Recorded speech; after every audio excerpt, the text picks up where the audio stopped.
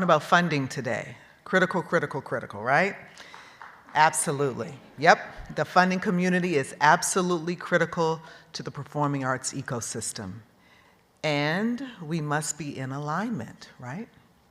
The relationship between arts organizations and funders is one that is symbiotic, and we owe it to one another, as we would not exist without the other half. As we continue to emerge from the pandemic, it would be remiss not to acknowledge that funders, many, many, many, have stepped up in an amazing way to keep our field afloat, and we thank them.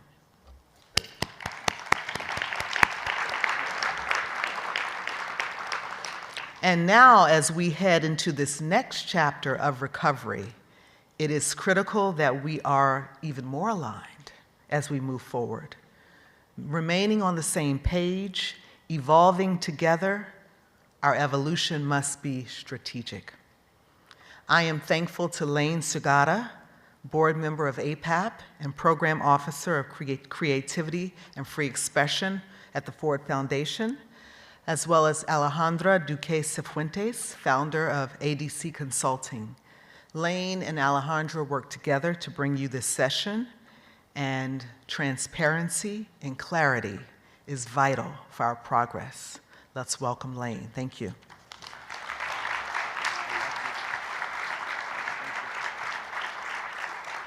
Thank you, Lisa. Hello, APAP. I have the pleasure of introducing this session and moderating the session, The Future of Performing Arts Funding, a conversation with national funders. Before I jump in, I just want to send my love and my well wishes to the people of Los Angeles. We're thinking about you. By way of visual description, I'm a white femme person with non-visible disabilities. My pronouns are the they suite. I've lived my life in the performing arts. I was a dancer, an administrator, an advocate, a service provider before Ford, where I manage a multi-arts portfolio focused on social justice. I'll be joined by a group of national funders, all of whom have their own stories, histories, visions for the future of the performing arts. Our goals today: to share our learning and to increase transparency about our funding practices, priorities, and the implications for the field. This conversation builds on a national convening held at Ford this past June in partnership with the Duke, Hewlett, and Mellon Foundations, the National Endowment for the Arts, and the President's Committee on the Arts and Humanities. We recognize that this is a historical moment for the performing arts, and that the field could benefit from the strategic collective sharing and coordination of funders. We were and we continue to witness seismic shifts in the way labor is organized and distributed, technology in the field, organizational culture, audience numbers and behavior, funding, and more. We saw an opportunity to come together and to collaborate. In this session, I'll invite Alejandra Duque Cifuentes from ADC Consulting, which project managed all convening activities and the ancillary research, to share some of the convening findings, including a map of funder assets and some of the areas we identified for collective inquiry and organizing. Following that presentation, I'll facilitate a roundtable with some of our national private foundation workers: Dr. Ashley Farrow-Murray from Doris Duke Foundation, Bahia Ramos from the Wallace Foundation, and Stephanie Ibarra from Mellon. To close, I have the honor of a fireside chat with Dr. Maria Rosario Jackson, Chair of the National Endowment for the Arts, who will reflect on this conversation, on the state of the field, and help us look to the future. We welcome questions from all of you for the National Private Foundation workers. Please visit this session on the conference app, and then on that app at the bottom right, you can click on Live Interaction, and add your question there. We'll do our best to accommodate as many of those questions as possible. And with that, I want to say my many thanks to the speakers on this panel. Thank you in advance for leaning in, for sharing your stories, for sharing your challenges, for sharing your hopes. And I want to thank all of you for being here. I'm overjoyed to be in this community.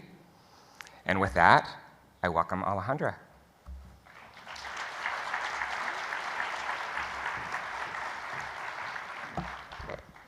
I am much shorter. Hello, folks. Welcome. I'm excited to be at APAP, and thank you to Lane, my co-conspirator for many years now. I am Alejandra Duque Cifuentes. My pronouns are she, her. I'm a white Latina woman with shoulder-length brown hair. Today I'm wearing a hot pink blazer and my New York City blacks. I come to you having worked in arts and culture for nearly 20 years. I started as a freelancer. I was a theater director, a dance maker, a stage manager, shout out to the stage managers, and then eventually turned to educator, advocate, and arts administrator. Some of you may know me also from my work at Dance NYC when I was an executive director. In the fall of 2022, I founded ADC Consulting to continue my work nurturing and supporting this field that has been so dear to my heart. And I do that by equipping organizations to create long-term cultural impact through research, grant making, advocacy, project management, and organizational change. As a part of that work, I had the privilege of working with the Ford Foundation, among many others, on Performing Arts Futures, a funder gathering. As Lane mentioned, the performing arts in the US are at a historic crossroads.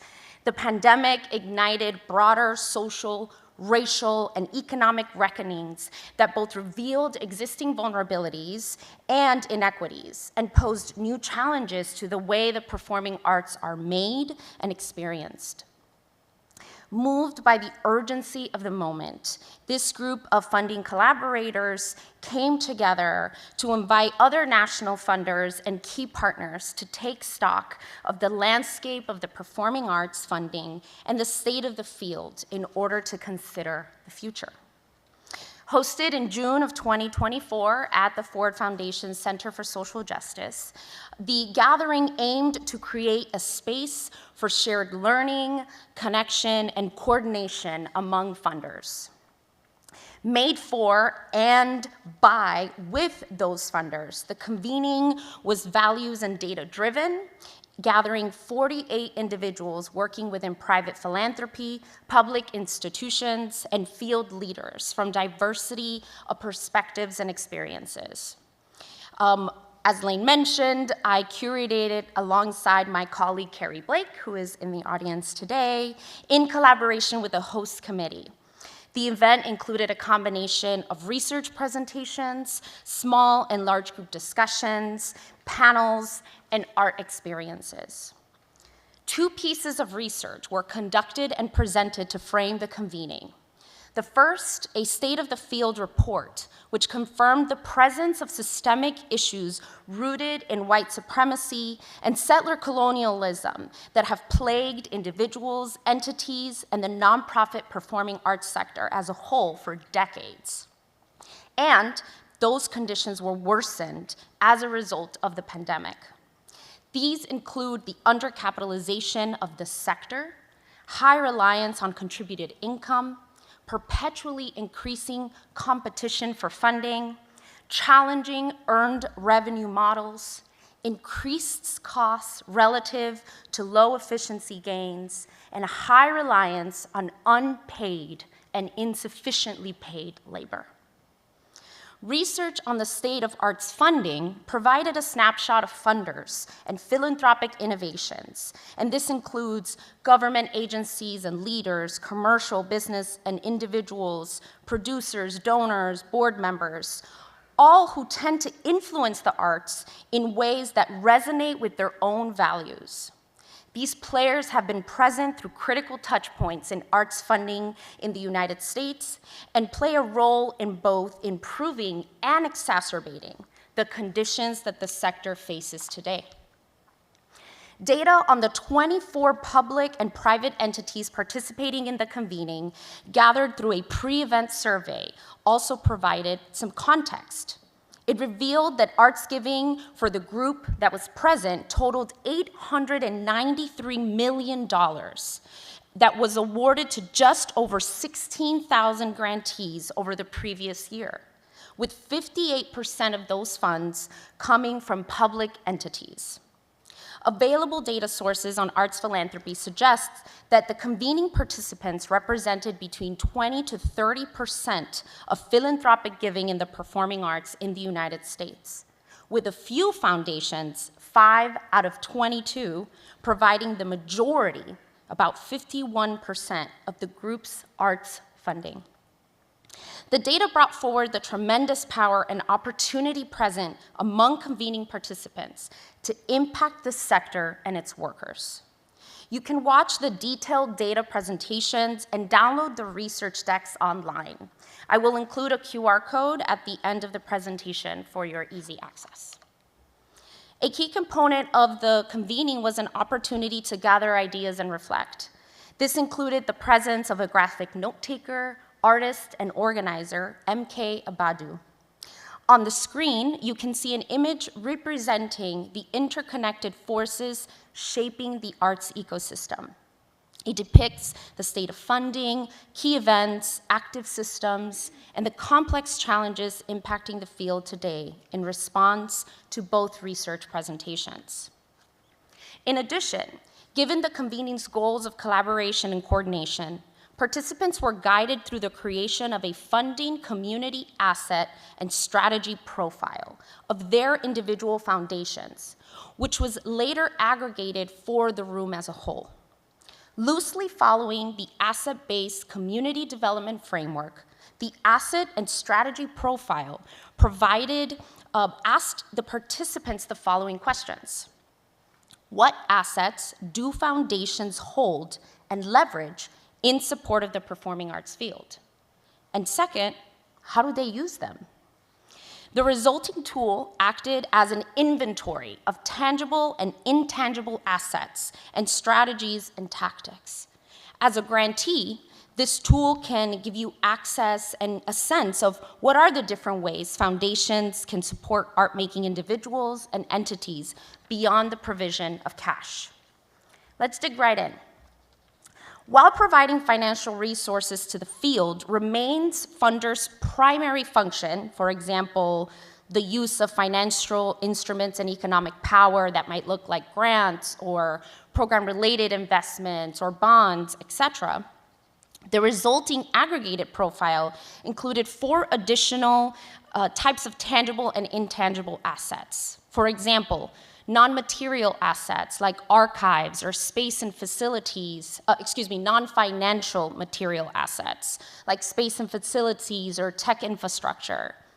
There are, of course, intangible assets like political power, influential board members, or access to regional agencies or advocacy, networks and connections, art-specific networks or networks that exist outside the arts with other foundation partners or other sectors.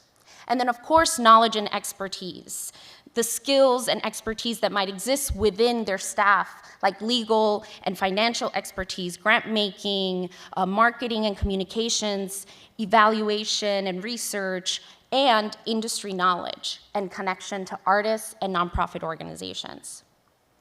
The strategies employed to use these assets can also be organized in 4 typologies, which are not mutually exclusive and include individual resilience to advance the capacity of arts workers, organizational resilience to build institutional strength to weather storms, equity and justice to rectify historic harms and promote equality, and focus areas like geography or social identity and/or discipline. So what this means is that these assets are then used to support any of these 4 areas in a specific way, often these areas overlapping. Responses to this part of the activity showed that the delineation between strategy and asset is sometimes fuzzy, as people and organizations use language differently. While not all foundations employ all the categories of strategies or all of the categories of assets, equity and justice work was prevalent and prioritized among the participants, despite potentially offering different definitions to what that work means for them. For the future, as you lean into this tool and access this tool, it gives you an opportunity to understand what are the ways that foundations can operate and leverage their resources and assets beyond cash. So what did we learn during the event? An analysis of event transcripts, small and large group discussion notes, and post-event survey submissions highlighted 3 key topic areas: sector-wide issues, opportunities for performing arts funders, and areas for future organizing to advance the sector. Topic areas and their corresponding themes did not denote a unanimous position among participants, but really highlighted where the conversation was concentrated. Convening participants named the current challenges in the field and the historic harms and systems that led to them, as outlined in the State of Field research presentation. On the screen, you are seeing some of the issues that rose to the top. For example, a call for radical systems change and addressing the imbalance of power, the need to address organizational sustainability and new economic models, managing organizational cycles for scalability and succession that folks can grow or close with dignity, and absence of a social safety net that provides workers protections. Some additional issues that were risen were the importance of supporting the new generation of leadership and the preservation of multi-generational knowledge, the absence of strategy and preservation of arts education and civic engagement, and how that affects the arts in the long term. And lastly, changes in audience engagement and how that is affecting the revenue for the sector. Convening participants also acknowledged that funders have an opportunity to be better community members by improving their practices, developing shared strategies, and better coordinating efforts in order to address systemic and current harms, specifically through ideological shifts that can lead to the development of a multi-generational shared funding agenda and strategy, measures of accountability and learning for the funding community, more efficient and clear coordination and communication, stronger data collection and communication structures within philanthropy, and new and creative ways to access and distribute capital. Interest, expertise, and enthusiasm for a series of focus areas also emerge, presenting an opportunity for future organizing and action among funders. Participants noted a sense of urgency to identify solution for each of these issue areas, with many already engaging in strategies or programs that address them. Some of these include the development of new economic models that explore and test community centers models of resourcing and that center the well-being of the individual worker. A focus on individual artists and workers explicitly.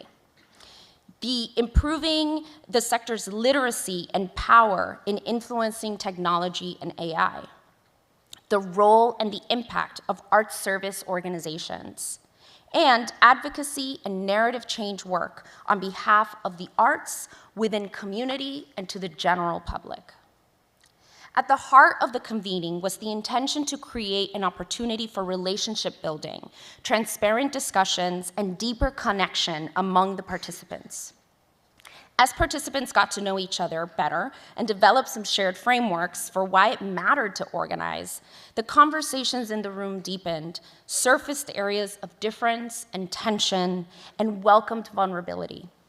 These are only a few of the pivotal moments that are outlined in the report, and they include the need to center joy and artistry and imagination, that not all funders or members of the arts community are operating with the same definition of racial justice, as demonstrated by the ways in which folks are addressing Palestine and the overlapping systems of oppression. the urgency for organizing in the face of fascism today, and the necessity to center wellness over just resilience. And of course, the necessity to develop the trust to do hard things together. One of the statements that was shared that really strung true to the participants was a remark by Dr. Maria Rosario Jackson, whom we're going to hear from in a little bit. And she shared, "The hallmark of progress is actually a little bit of chaos." And so what will the funding community do in the midst of that? While no definitive next steps were determined, convening participants discussed ways they might build on the connections they developed during the convening as they continued their work in the field. They articulated a desire for ongoing virtual and in-person convening and the infrastructure to continue ideating, learning, and collaborating. They also noted some important challenges, including the power dynamics inherent in a room that includes funders and non-funders, the people missing from the conversation, the need for more dedicated time to connect, and most importantly, a desire to move beyond dialogue into action. The convening ultimately met its intended goals of building and deepening relationships in order for them to move into the future, to share learning, and to set the stage for future collaboration. We invite you to visit the website that is on the screen, or you can scan the QR code, and from there you can access the full report and a repository of event materials, including panel videos, the research presentations, the slides, and all of the data that was gathered, and more.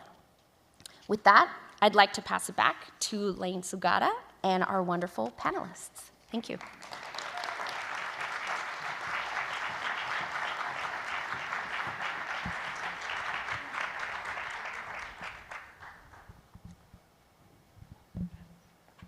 Thank you, Alejandra. And hello, friends. I'm glad to be here with you. Shall we dive right in? Okay. So we started this conversation talking about this moment of change and challenge. We convened in June. There's been a lot of changes since June, and we have a presidential transition and more change ahead of us. One of the concerns that's popped up from artists and entities are looking at national foundations and thinking that national foundations are pulling back. And there's more to this story. I want to affirm that Ford's arts program holds constant. And I want to ask each of you to tell me about how you're shifting your budget and your program, if at all. What are your priorities, the issues, the parts of the ecosystem that you're seeding?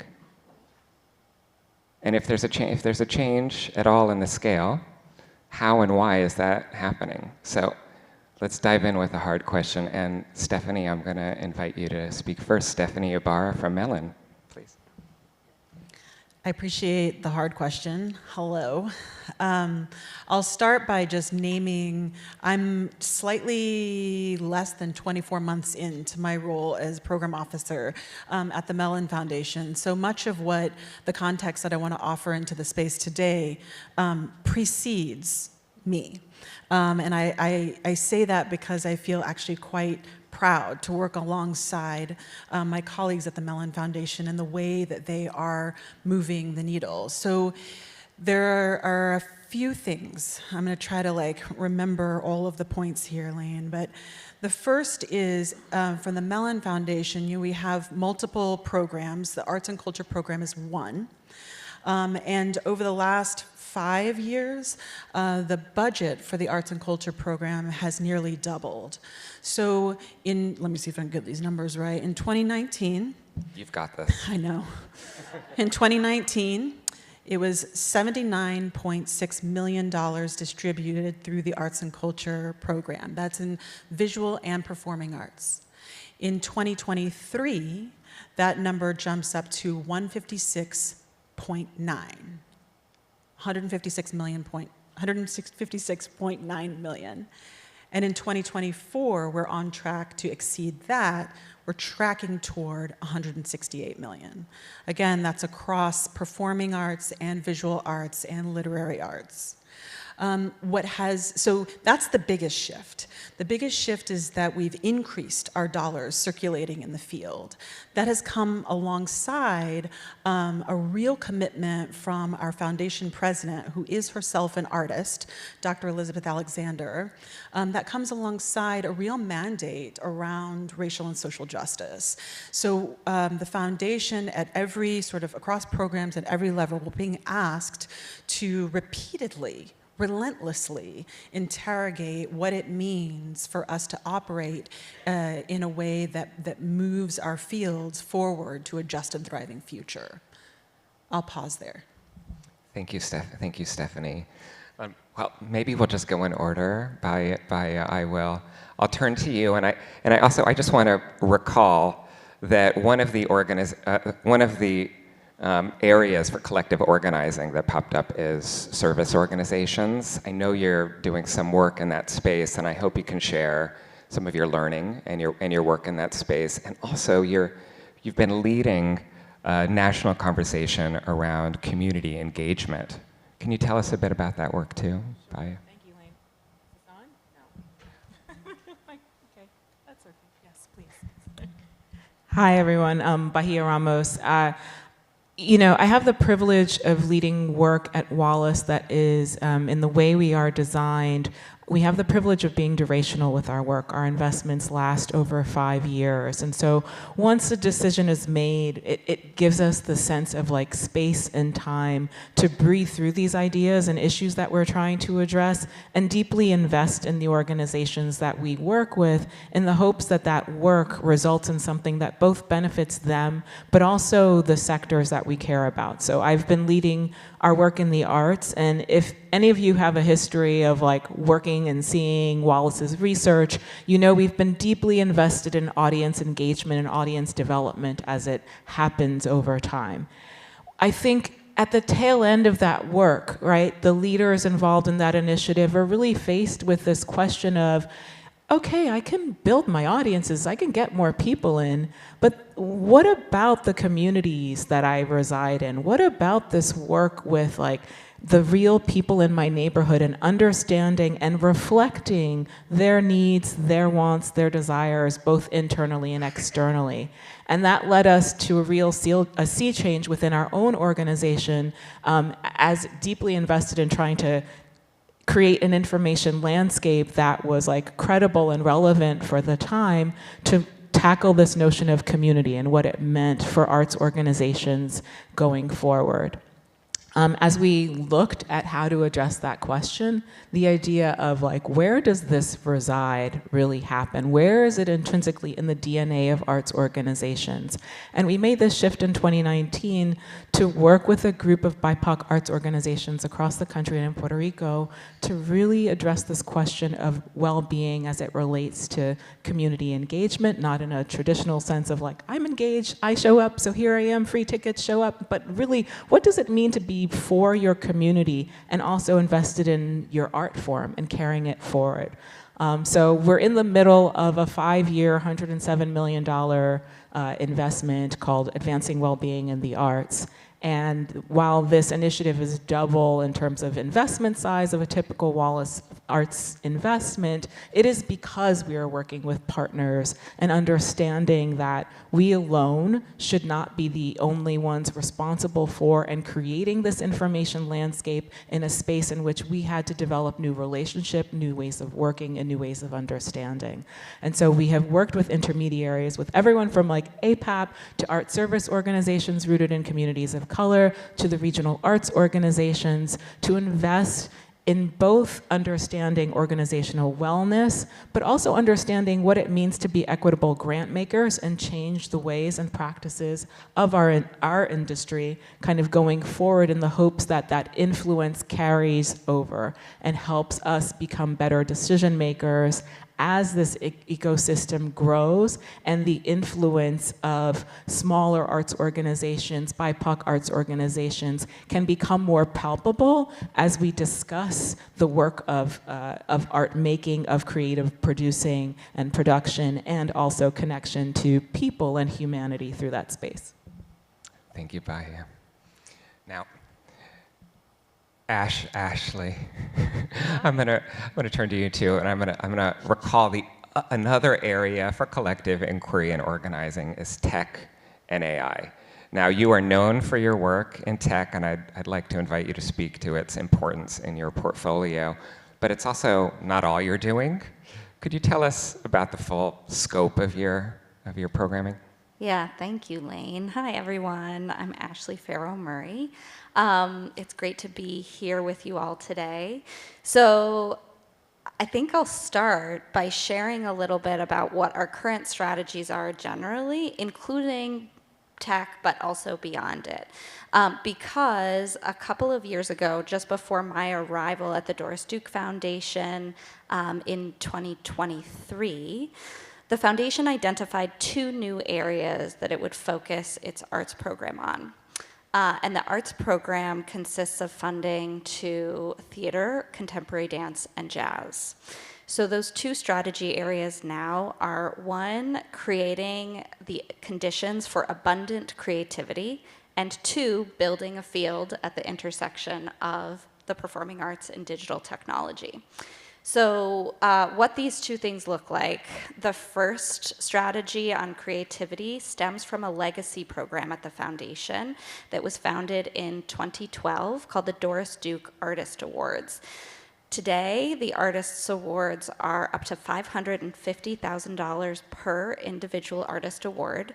And what's very important to us about that award is that it is unrestricted funds. So artists who receive those funds can use them for whatever they need, from housing security to retirement savings, elder, child, and kin care, that surgery that they've been putting off for years, you name it. What this has inspired us to do is expand our dedication and work, acknowledging that artists in the US don't have a social safety net. So what we're really excited to launch over the next year and beyond is a focus on sort of cultural policy work that looks at artists as laborers, considering the creative labor conditions that artists need to work and thrive in the United States. And we'll be doing so not only with direct support to individual artists through our awards program, but really building that program into a platform for larger advocacy projects.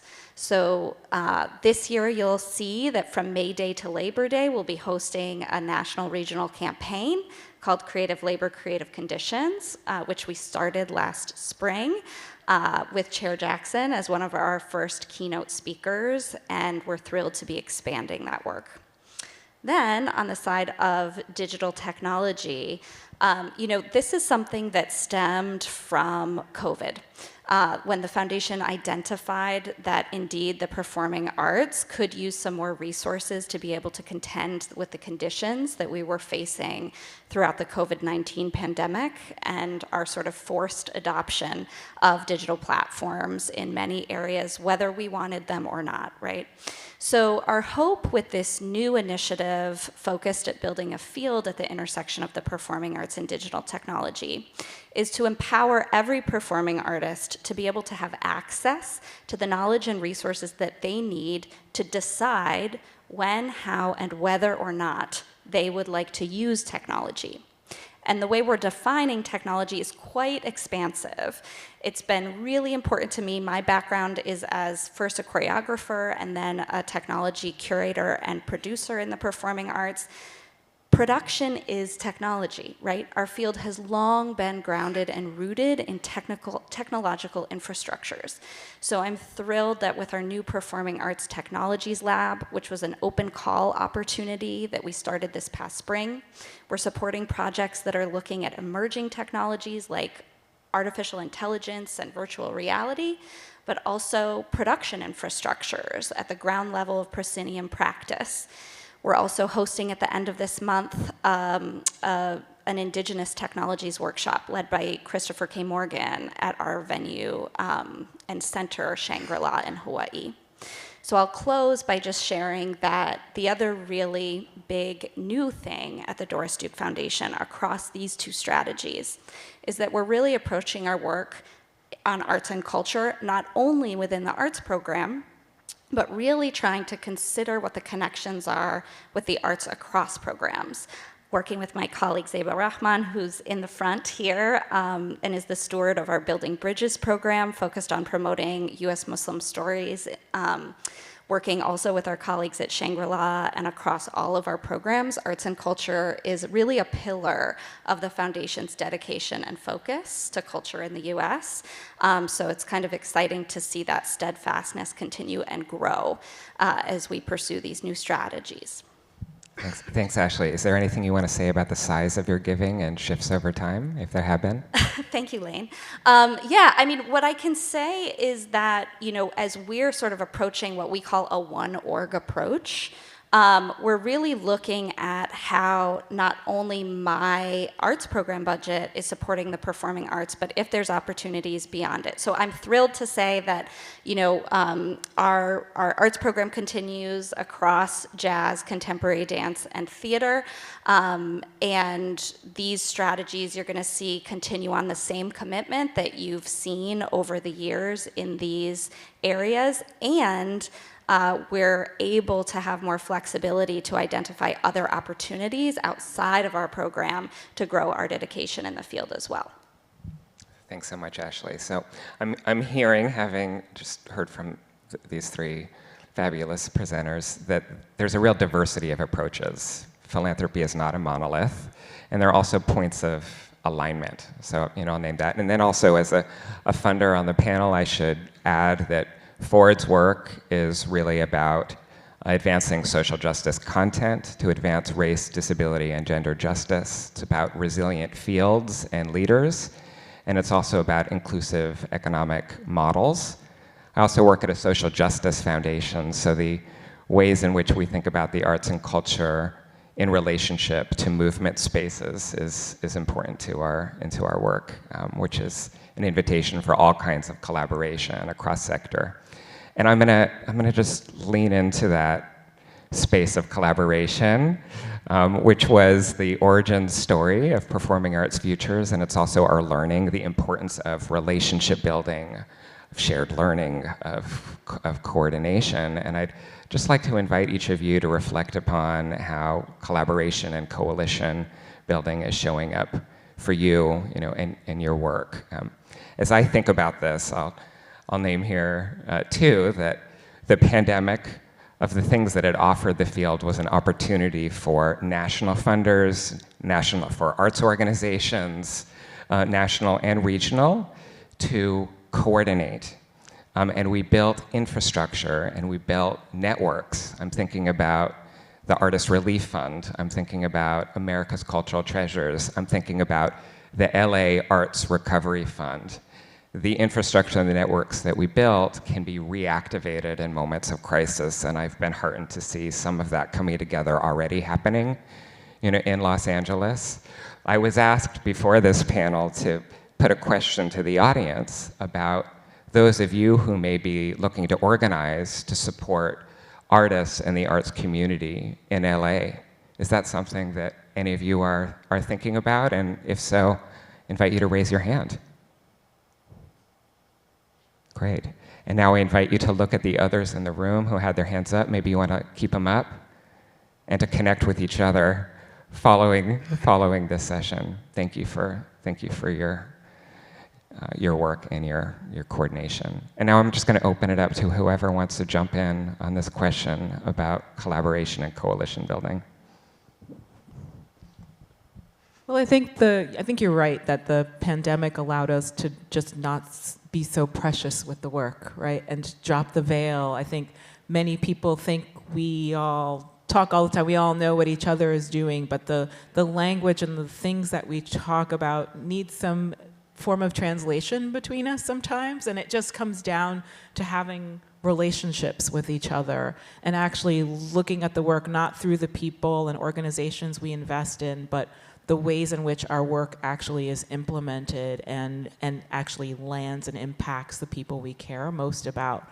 And so once all the relief funds, the New York City response, and like seeing that we could be responsive in under a year and not with an RFP process and not, and really activate all parts of our foundations, led us back to this place internally of saying, okay, if we could do this now, what is one thing we could change about the way we do our work going forward that can maintain some aspect of what we've done? And for us, it's about leaning into being iterative. It's about leaning in to taking care and being responsive in real time to the organizations that we work with. With us, it's about not being the holders and centers of information in the way that the questions that we're asking and responding to in the field are being answered, but looking to the field to say, oh, do you have research and information and data that you would like to collect, and what would it take for you to do this in your community, and just resourcing that and letting go of the reins. And I think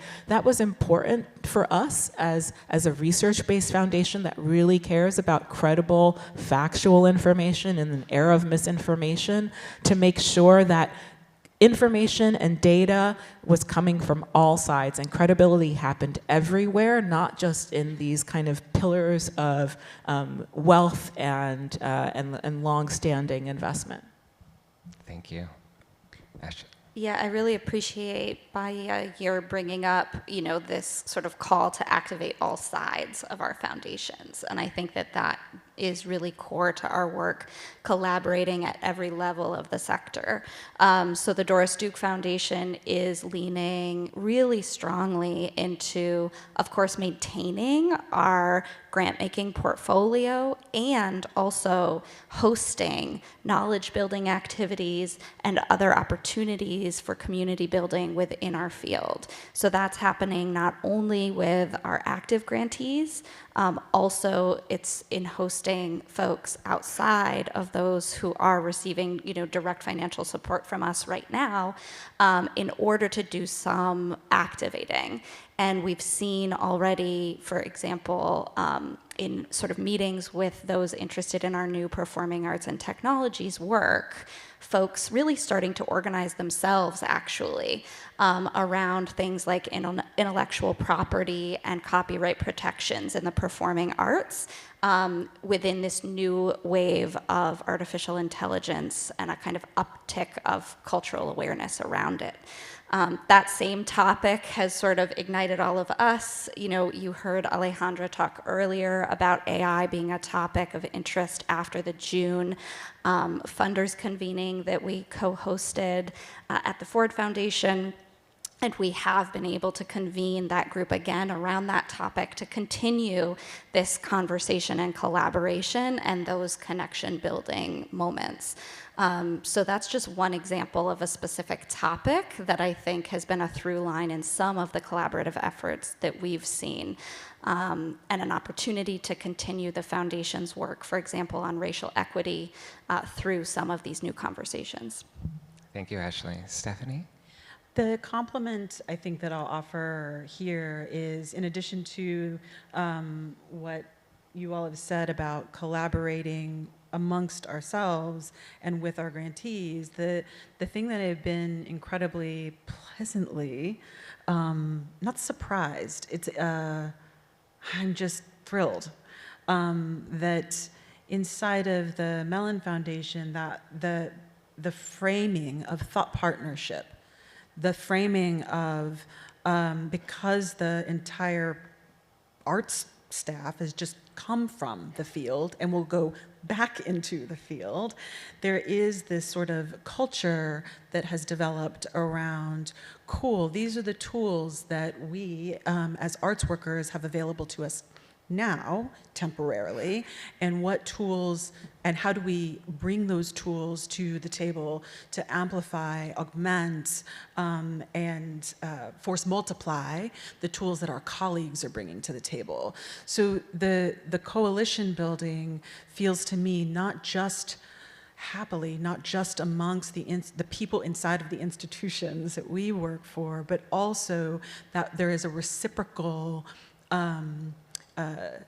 knowledge sharing, competency building, and a kind of what are you seeing, what are you seeing, what are you seeing? And that feels incredible. That feels like the thing that as an arts worker that I'm holding on to when I see my background is 3 decades in theater, and it feels incredible to watch folks across music, dance, theater, circus, puppetry, like name it, and to be able to help connect and facilitate across artistic practices, because so much of the field continues to feel like a bit siloed and correctly so, because everybody's doing what they need to do. But so I feel like the coalition building piece in this funder's seat feels like, all right, what are we seeing across the country, across platforms, across disciplines that we can help to lift up and amplify? Thank you for that, and that's such a good segue. Before I take some questions from the audience, I wanted to ask each of you to share a bit about your perspective as an arts worker. You know, we all bring our own histories, our own networks, right, to this work that predate our role at the funding table. And I just maybe invite you to share, what's the energy for you? What are your hopes? Where are you moving as an arts worker right now? You want me to? Okay. I'll go for it. We're all looking at each other, too. Well, pull up a chair. No, I think that, thank you, Lane, for that question. And I think what I really want to say is that it is palpable.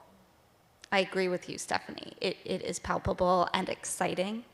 And I think it's a tough moment. We're all acknowledging that. And so one of the things that I think we've collectively held is that, that opportunity to bring some of ourselves to this work.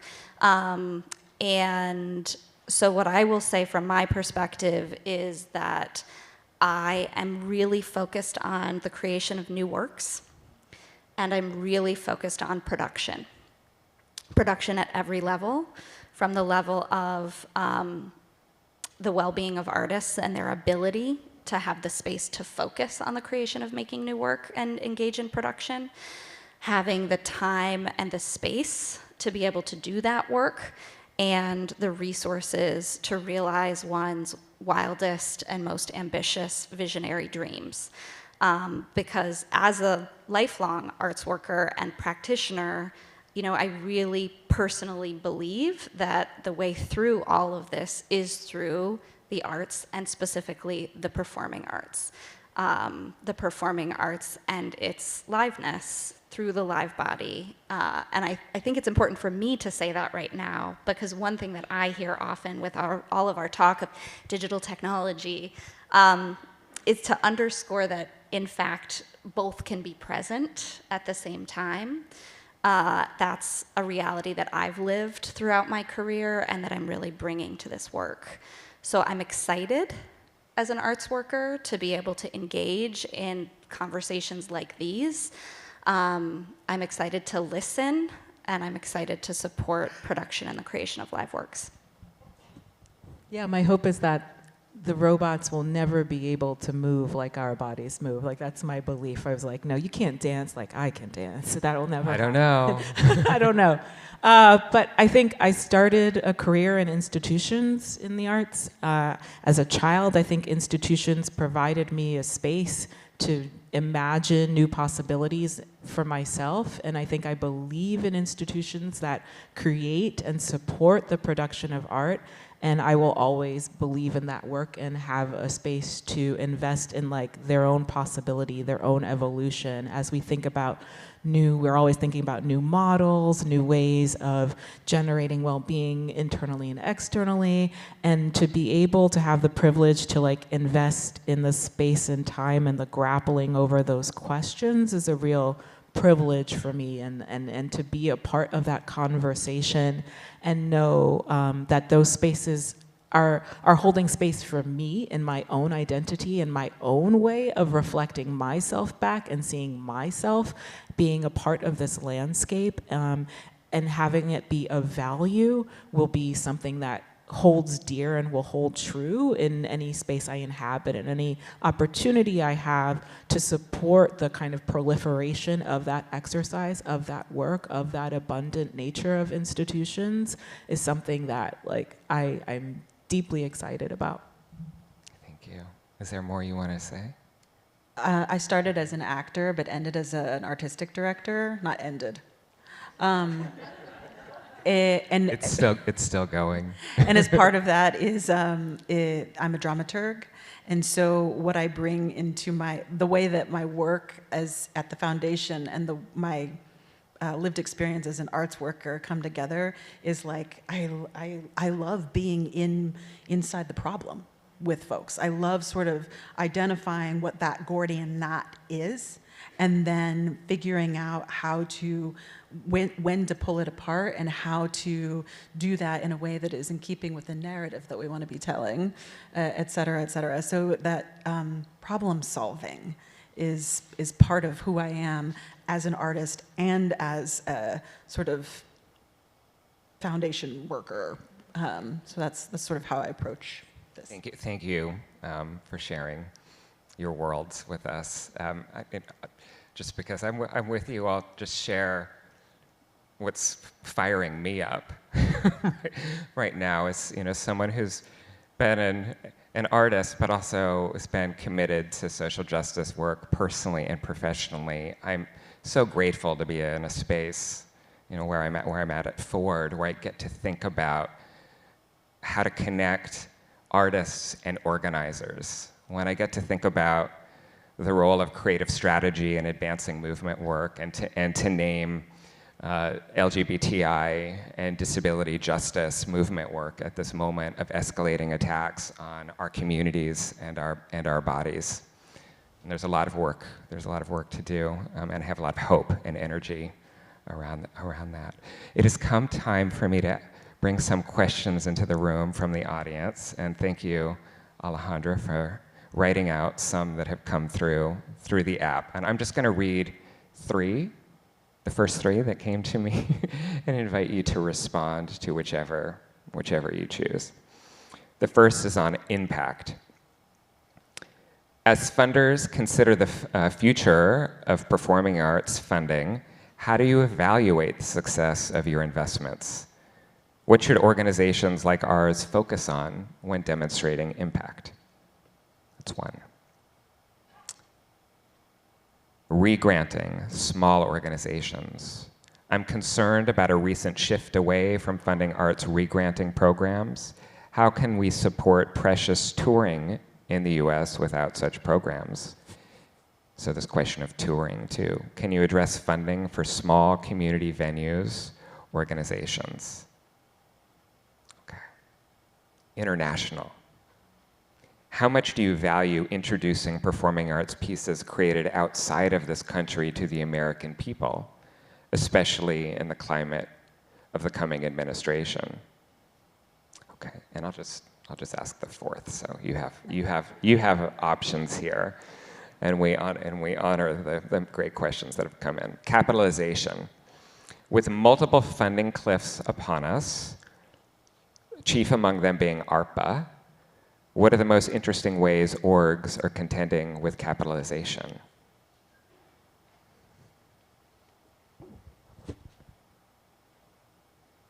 Take it in. Can I just recap for us really quickly? Please.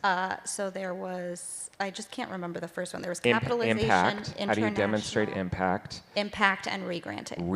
Re-granting international capitalization. Thank Yes. you. Those four buckets. Thank you. I'll start with impact. I think being a research-based organization, our impact is demonstrated through learning. So for us, we enter relationships with grantees not saying, oh, you say you're going to do this, and now I'm going to monitor you to make sure that you said that whatever you said you were going to do, you're going to do, and you did it the way you said you would 3 years ago, right? It just, no. It is about, there's a question. It's not a yes or no question.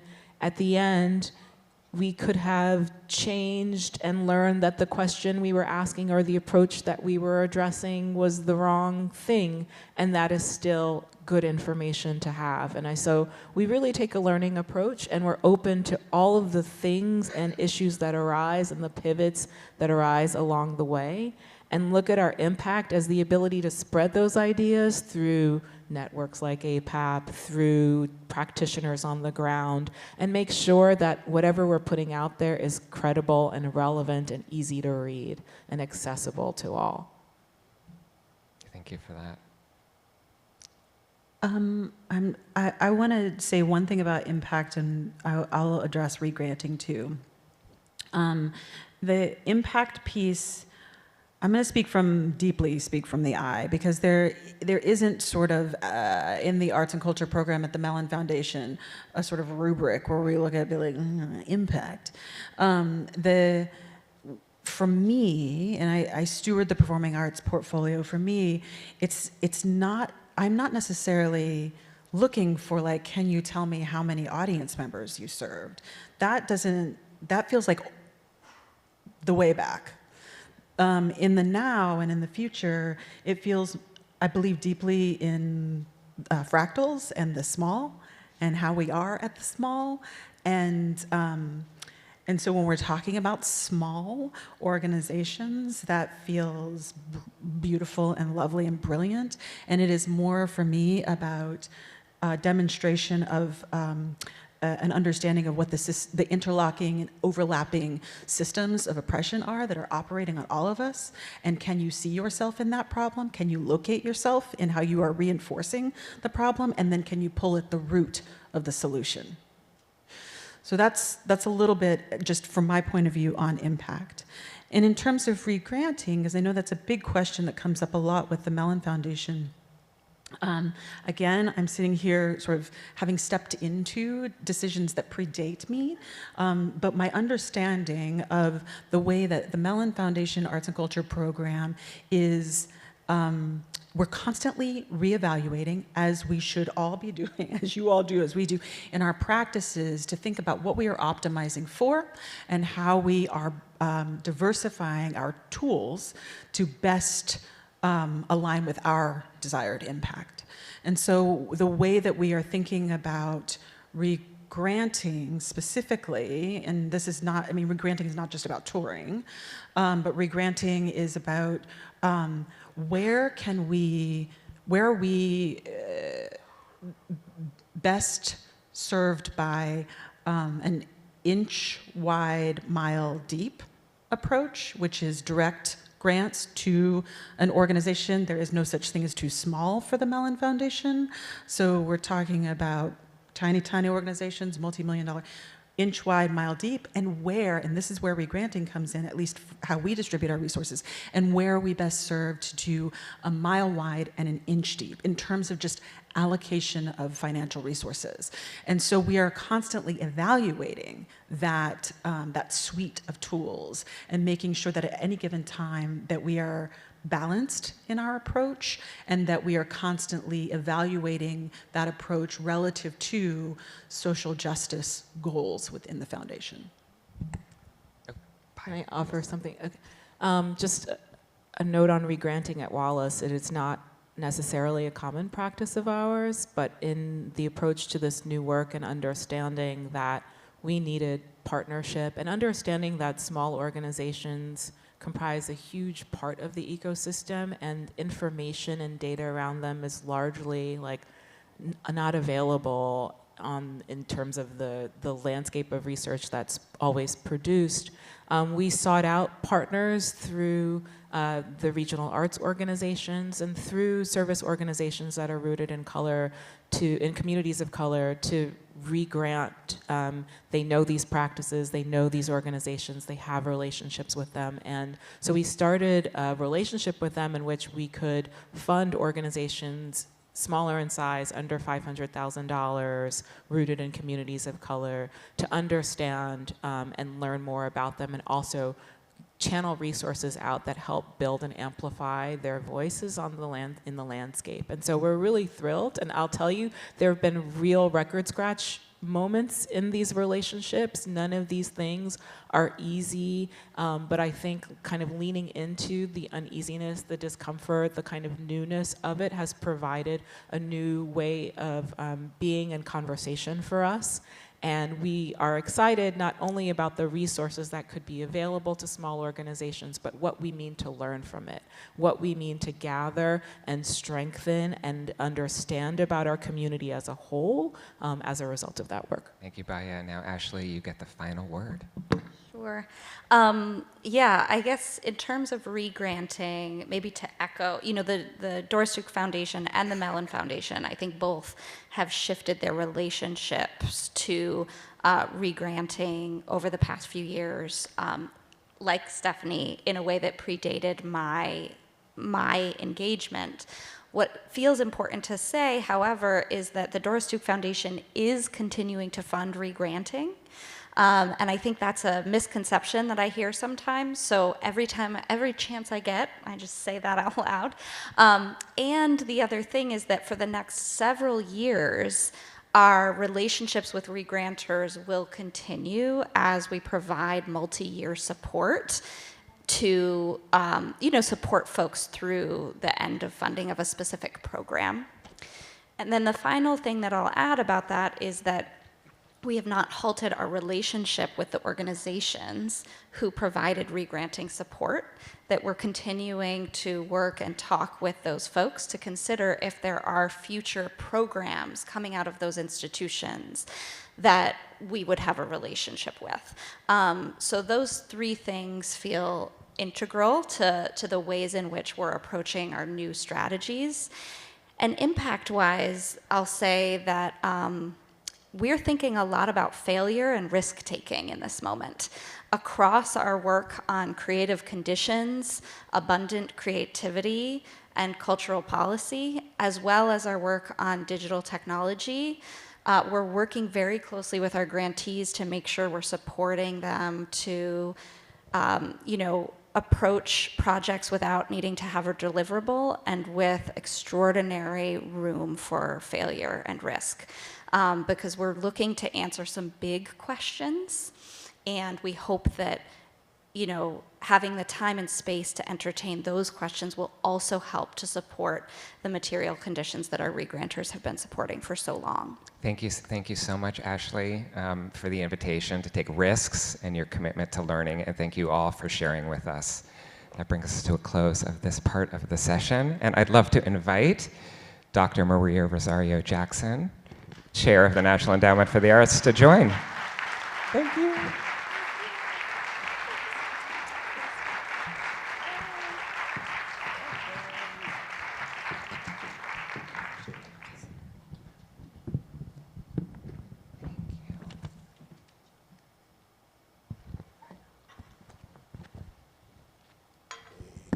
Too many little pieces of paper. We'll get cozy, as if there's a fireplace behind us.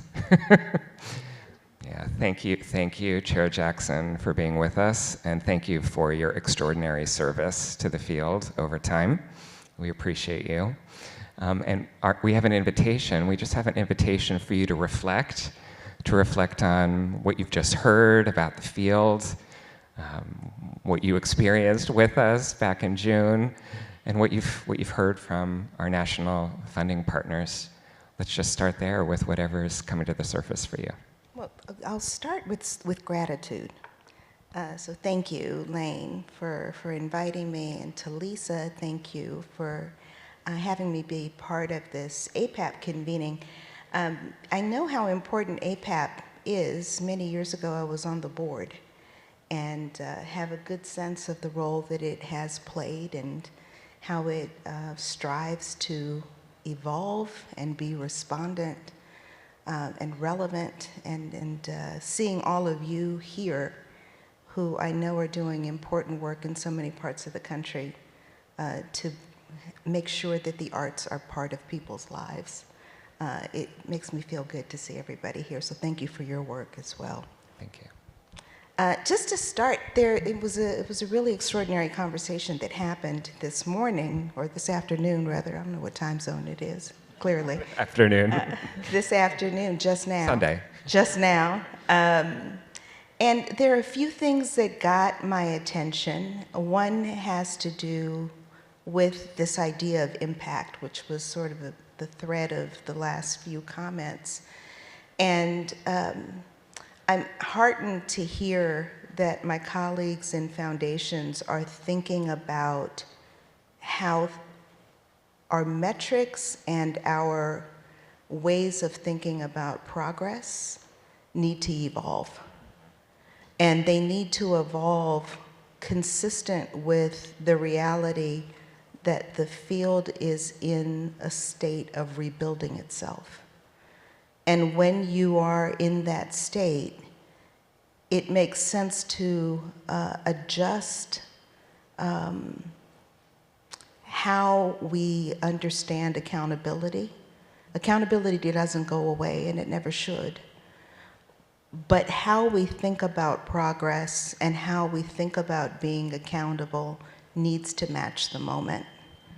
And I was really heartened to hear that in the foundations represented on the stage, that that thinking is happening, that they're not feeling obligated to old ways of measuring progress, success, excellence, but that there is a real intention to meet people where they are, to understand that this is a complicated, fluid environment, and that people are navigating change.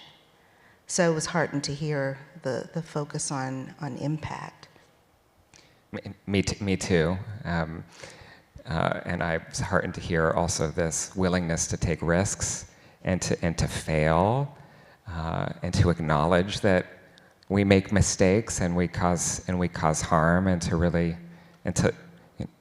to be accountable and to make every effort to move forward from that. So I wanted to bring something up that you'll remember from the summit in June that stuck with a lot of us. And I've heard you speak in different settings, so I'm so grateful for this moment here.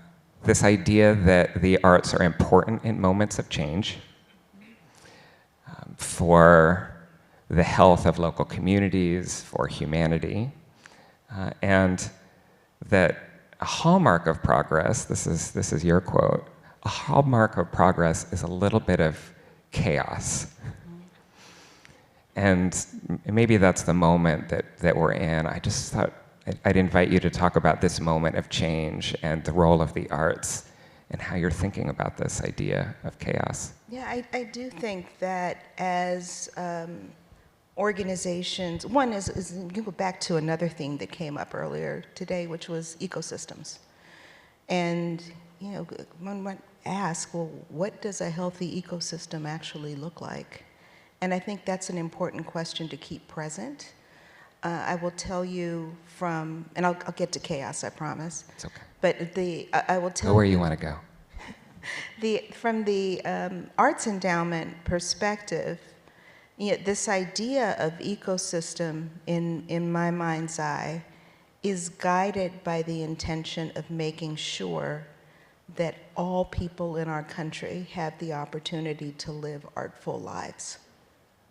And the ecosystem is in service of that. And when that's the North Star, the ecosystem actually becomes bigger and more complex. Because then it's not just a rarefied group of people who see themselves as the cultural sector, but it includes many, many more people. And part of what we've done at the Arts Endowment in the time that I've been there, and in years preceding as well, is to try to expand that ecosystem to be inclusive of entities that should have a stake in the arts, like people who are concerned with health and wellness, or people who are concerned with building vibrant communities. They should see themselves as stakeholders in the arts and investors in the arts. And that concept of an ecosystem that includes all kinds of communities, rural, tribal, suburban, urban communities, that very inclusive way of understanding what constitutes the ability to have artful lives, which is everything from the performing arts on stages to people being able to play guitar at home, or families being able to pass on deeply meaningful aesthetic traditions from one generation to the next, or young people digging into their imagination.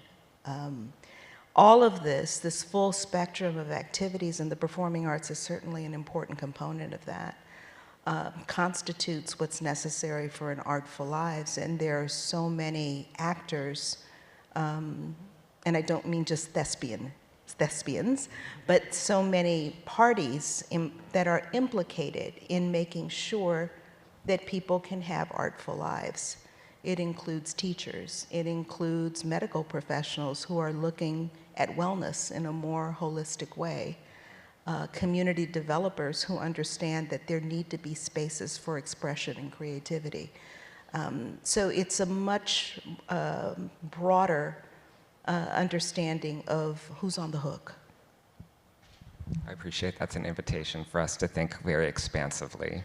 And in that is chaos. And then I was going to ask you. Yeah, and in that is chaos because it's change, right? And it requires all of us to question how we work, to ask if the ways that we have accepted as the best practices actually are the best practices, or if somehow that needs to be adjusted, needs to be modified, thought about differently.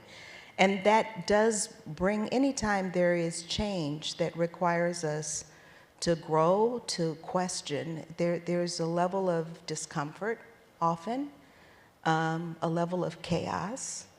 And I think that as a sector that is stewarding an evolution, hopefully into something that is more robust, where there are actually many, many more paid opportunities for artists to deliver what they have to the world, perhaps in ways that we may not even be imagining right now, right? There is chaos inherent in getting there.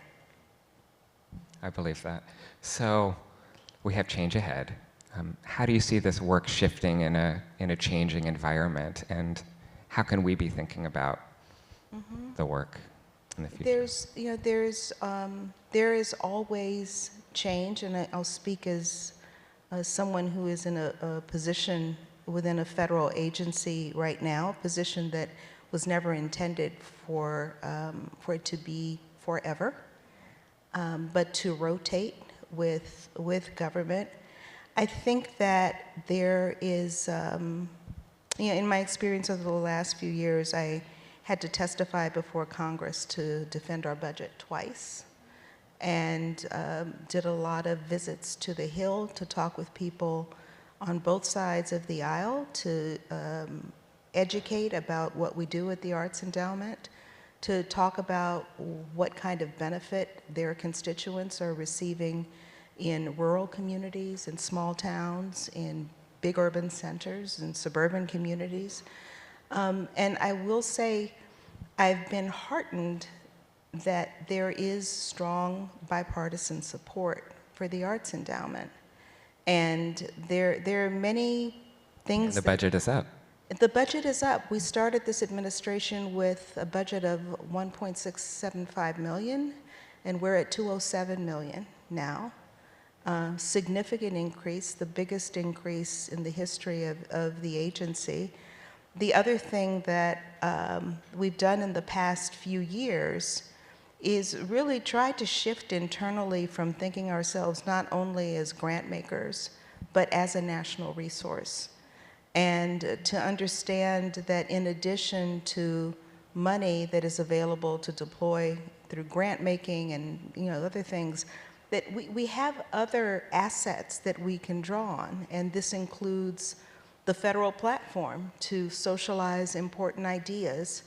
It includes our access to the rest of the federal family, where we activated that and have garnered many more collaborations across federal agencies with the Department of Health and Human Services, Department of Transportation, work with Department of Labor where we were elevating the role of artists as workers and drawing their attention to what artists need as workers. So this notion that all we do is make grants, I think is inconsistent with a contemporary understanding of what the Arts Endowment is and should be. So there's that.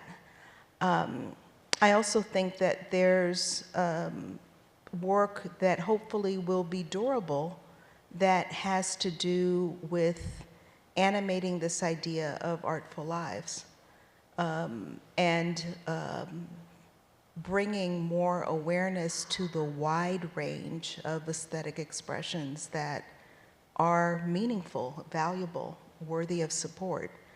And my hope is that that orientation will be persistent, right? There are many things in this administration that buoyed that approach. And some of them were executive orders that I would often say I am happily on the hook for. Diversity, equity, and inclusion. I am happily on the hook for how the arts intersect with our concerns about climate and environment. Whether or not those things hold, the work doesn't go away.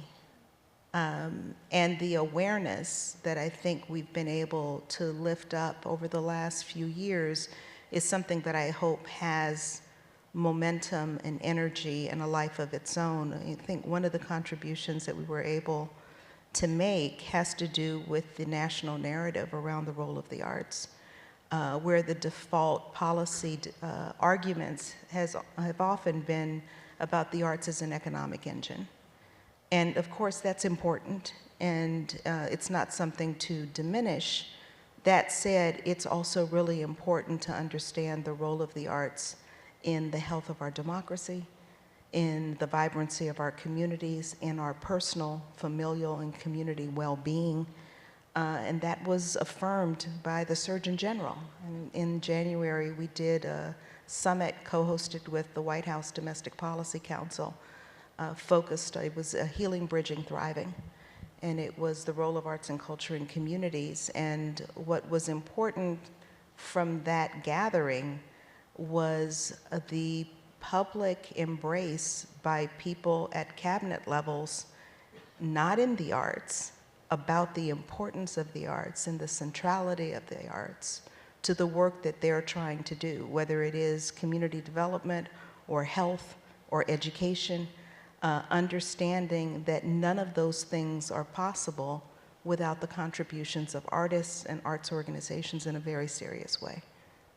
Thank you. And I have followed with admiration this shift in narrative and the work of bringing together partners that may have seemed unlikely, but doing the work of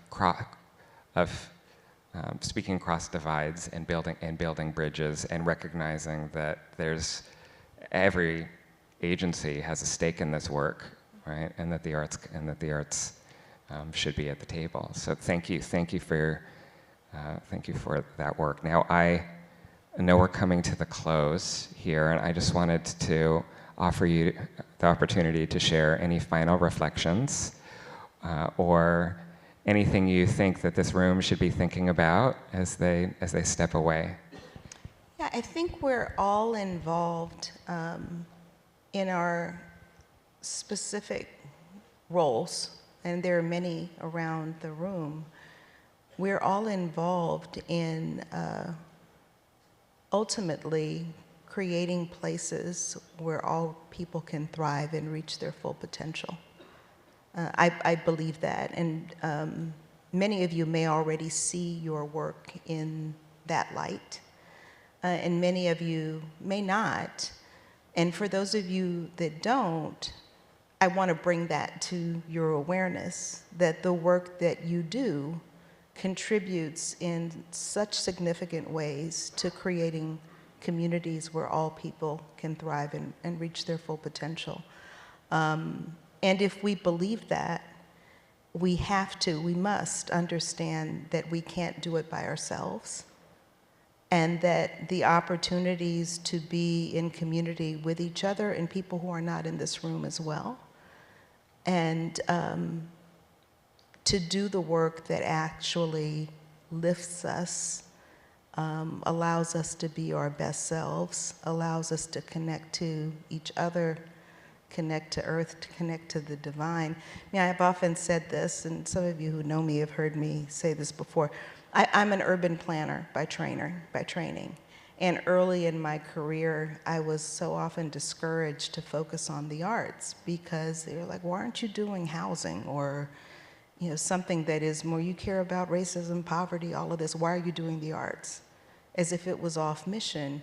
And I knew in my core that none of the things that we say we aspire to as a nation of justice or opportunity are possible without the arts. And I've often said, if you look around the world and throughout the ages, in strategies to oppress or diminish, the first thing that you do is tamper with people's ability to express themselves, to make meaning, to ask questions, to connect, which is all the things that we do through the arts, and so beautifully through the performing arts.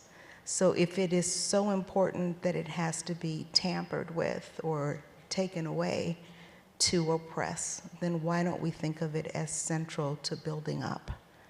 And I think that in the work of building up, which all of you are involved in, there are many more colleagues and people with whom we need to collaborate.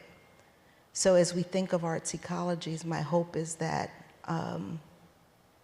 the aperture is wide and that we're able to see the connections that we must see if the world we want to build is going to happen. Thank you so much. I'm hearing all kinds of snaps from the audience.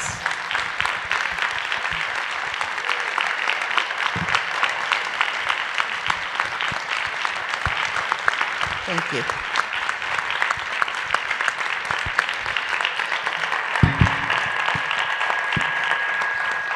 You started with gratitude, and we end with gratitude to you. Thank you. Thank you for being here, and thank you all for being here. Now, I've been asked to tell you to provide feedback on this session by following the QR code on the blue slip that each of you have at the tables. I think this is an example of it. And with that, I wish you a wonderful APAP. Thank you, Chair Jackson, and thank you to all of our speakers.